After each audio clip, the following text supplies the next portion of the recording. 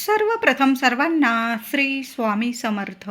स्वामी महाराजांच्या कृपेने तुमच्या सर्व चांगल्या इच्छा पूर्ण होत ही स्वामींचरणी प्रार्थना करते आणि आजच्या व्हिडिओला सुरुवात करते.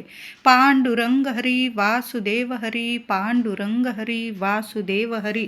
आज 25 जुलै 2026 वर्षाची सर्वात मोठी एकादशी म्हणजे देवशयनी आषाढी एकादशी आलेली आहे. प्रत्येक महिन्यात 2 पंधरवाडे म्हणजे पक्ष असतात. एक शुक्ल पक्ष आणि दुसरा कृष्ण पक्ष. या प्रत्येक पक्षातील 11व्या तिथीला एकादशी असे म्हणतात. या एकादशीपैकी आषाढ आणि कार्तिक महिन्यातील एकादशी विशेष महत्त्वाची मानली जाते. बघा, पांडुरंगाचे भक्त म्हणजे सर्व वारकरी लांबून लांबून दूरवरून आपल्या पांडुरंगाच्या भेटीला दर्शनाला अगदी बऱ्याच जो 15 दिवस महिनाभर अगदी पायी चालून दर्शनात जात असतात पंढरपूरला.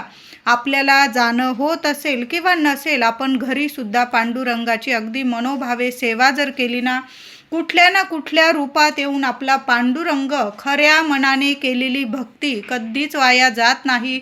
आपला पांडुरंग आहे, आपली विठू माऊली आहे, रुक्मिणी माता आहे, कोणत्या ना कोणत्या रूपात येऊन आपल्याला दर्शन देऊन जाते आणि आपल्या सर्व इच्छा मनोकामना जरूर पूर्ण करून देत असते.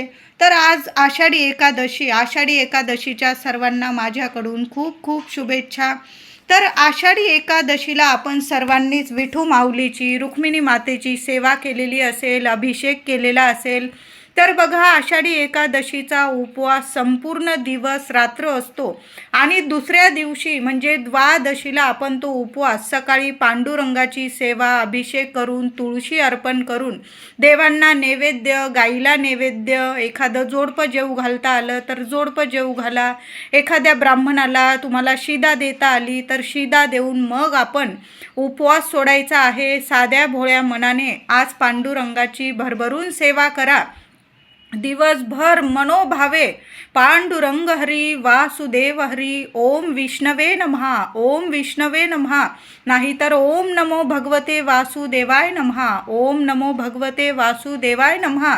आपल्या भगवान श्री हरी विष्णूंचा जेवढा मंत्र जपाल ना तेवढं 1000 पटीने आपल्याला पुण्यफळ मिळणार आहे. म्हणून आज कुणाशीच बोलू नका, अगदी मौन धरून घ्या. मनातल्या मनात जेवढा मंत्र जपता येईल ना, बघा सोन्यासारखं फळ मिळणार आहे. आज सर्वांनी पांडुरंगांच्या चरणी तुळशीचा अभिषेक, तुळशीचं अर्चन करायचं आहे. जेवढी तुळशी पत्र असेल, तुम्ही वाहिलेलीच असेल, ज्यांच्याकडून राहून गेलेली असेल, संध्याकाळी अगदी रात्रीच्या थोडी रात्र झाली तुम्हाला तरी पण पांडुरंगाला आज तुळस सर्वांनी जरूर अर्पण करा. मुलांकडून सुद्धा तुळशीचा अभिषेक पांडुरंगाला, विठू माऊलीला, रुक्मिणी मातेला जरूर अर्पण करून घ्यायची आहे. रुक्मिणी मातेला सर्व स्त्रियांनी पांडुरंगांची तर सेवा करतच आहोत. ती पांडुरंगाची सेवा केव्हा पूर्ण होते? माता लक्ष्मीची म्हणजेच रुक्मिणी मातेची हळदी कुंकू फुलं अक्षता वाहून रुक्मिणी मातेची पूजा करा. देवी आईला 11 वेळा 21 वेळा कुंकुमार्चन करा. लाल फुलं, एखादी वेणी अर्पण करा.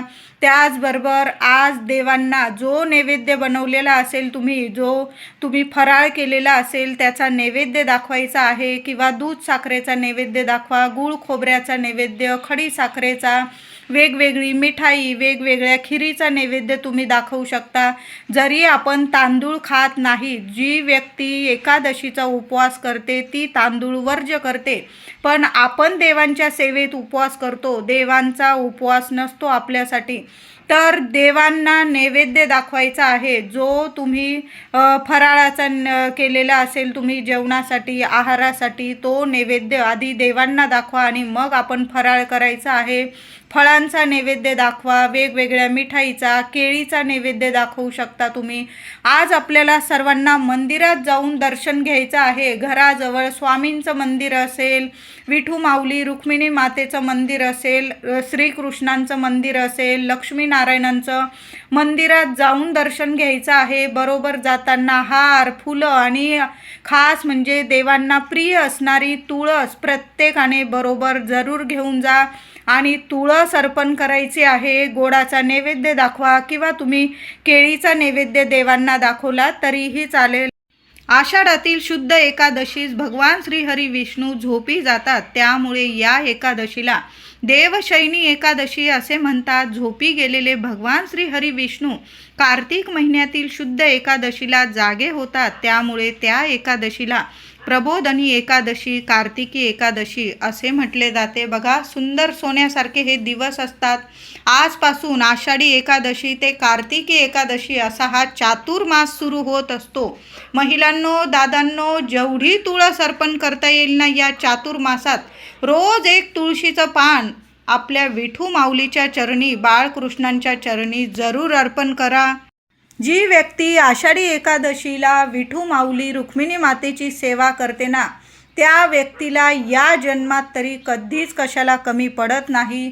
तिच्या आयुष्याचं, तिच्या लेकराबाळांच्या आयुष्याचं सोनं झाल्याशिवाय राहत नाही. तिच्या घरात अखंड लक्ष्मी वास करते, निवास करते आणि तिच्या घरातलं दुःख, दारिद्र्य दूर करत असते. ज्या पण इच्छा असतील तुमच्या, भगवान श्री हरी विष्णू, माता लक्ष्मी जरूर पूर्ण करतील. म्हणून असा हा सोन्यासारखा आषाढी एकादशीचा दिवस आहे. तर आज सर्वांनी संध्याकाळी महिलांनो उपाय जरूर करा.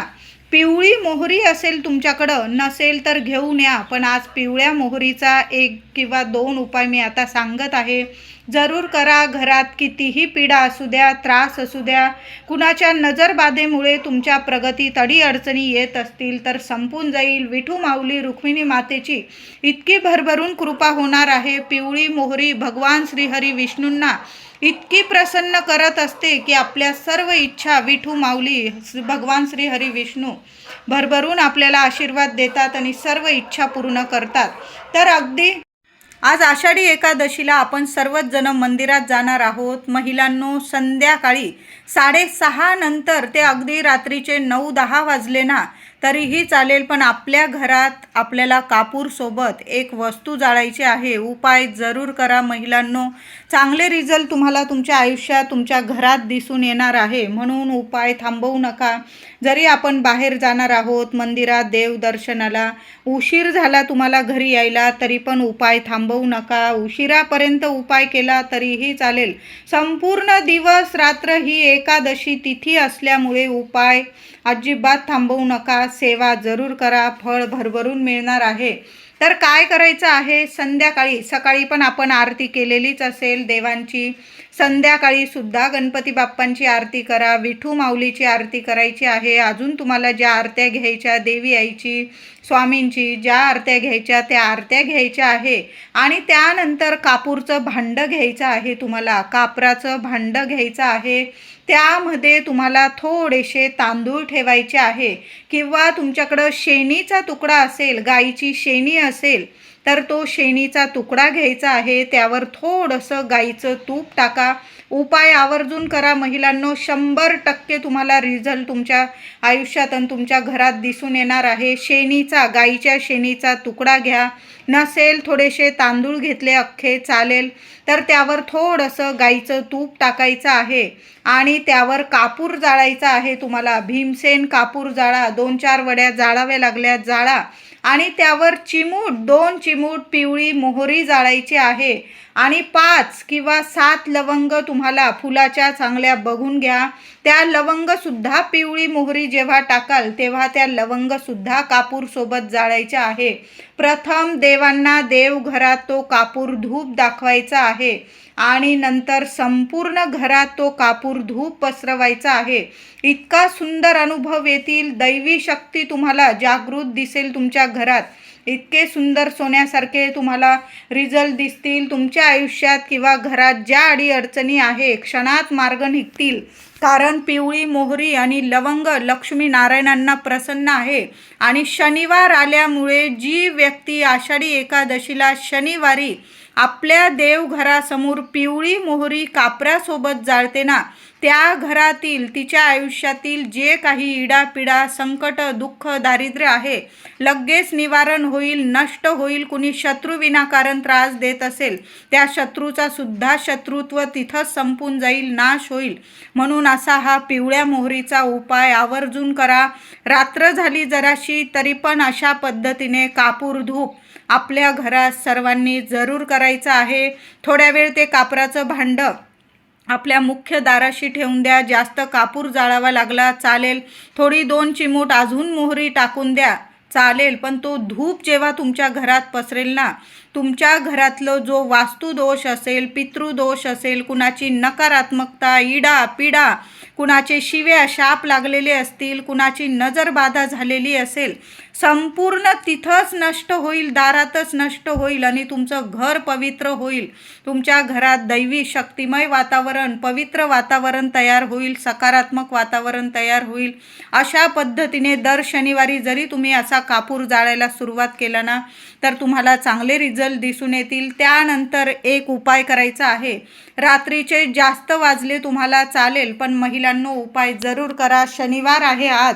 थोडीशी पिवळी मोहरी घ्यायची आहे. कापूर जाळून घ्या आधी आणि नंतर तुम्हाला थोडीशी उजव्या हातात चिमूटभरच घ्या, अगदी मूठ फेकायची असं काहीच नाही.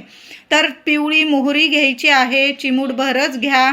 आपल्या शेवटचा रूम असेल तुमचं घर लहान असो मोठं असो, मागच्या रूमपासून ती पिवळी मोहरी हातात घेऊन तुम्हाला संपूर्ण घरभर फिरायचं आहे. तुमच्या मनात ज्या इच्छा आहे, समस्या आहे, बोलून घ्या. मग तुमच्याविषयी, मुलांविषयी, पतिदेव, कुटुंबातील इतर सदस्य सर्वांविषयी ज्या इच्छा असतील त्या बोलून घ्या, समस्या बोलून घ्या.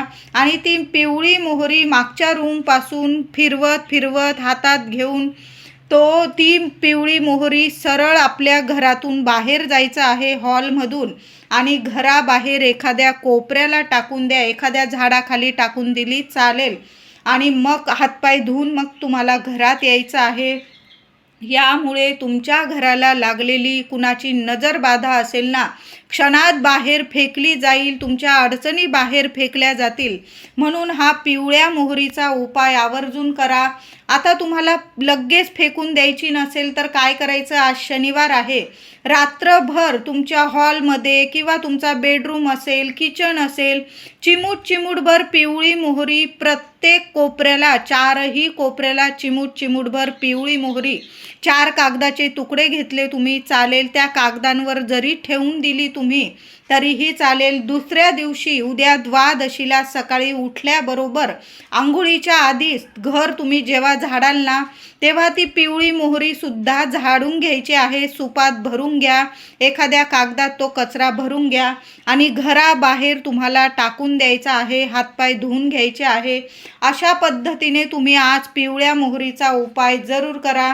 तुम्ही लगेच जरी घरातून फिरवून तुम्ही मागच्या रूमपासून हॉलपर्यंत फिरून ती पिवळी मोहरी घराबाहेर टाकून दिली ना, लगेच इडापिडा नष्ट होऊन जाईल. किंवा तुमच्या घरात खूप वास्तुदोष आहे, पितृदोष आहे, खूप भरभरून अडचणी येत आहे, तर काय करायचं, रात्री झोपण्यावेळी हा उपाय करा. सगळे झोपून गेले, लहान लेकरं असतील तर ते झोपल्यानंतर हा उपाय करा.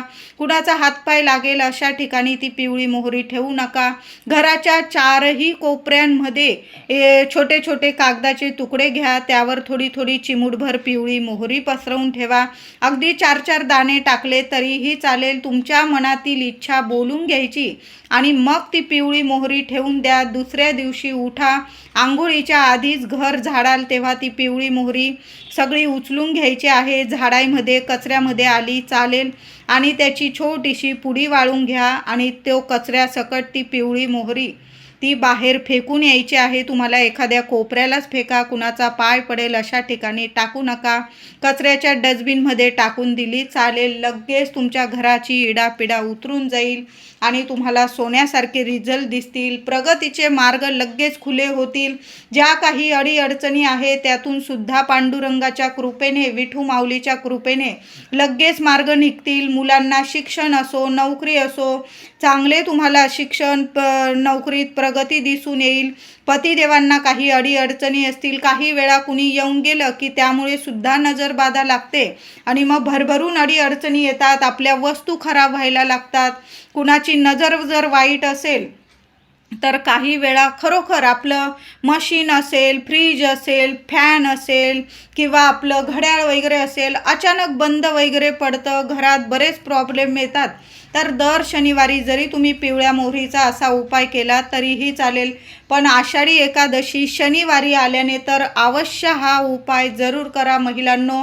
आणि उद्या द्वादशीला ती पिवळी मोहरी घराबाहेर टाका. आज जरी रात्रीच्या रात्री तुम्ही घरातून फिरवून टाकून दिली चालेल, रात्रीचे 11 वाजले 12 वाजले पण उपाय थांबवू नका.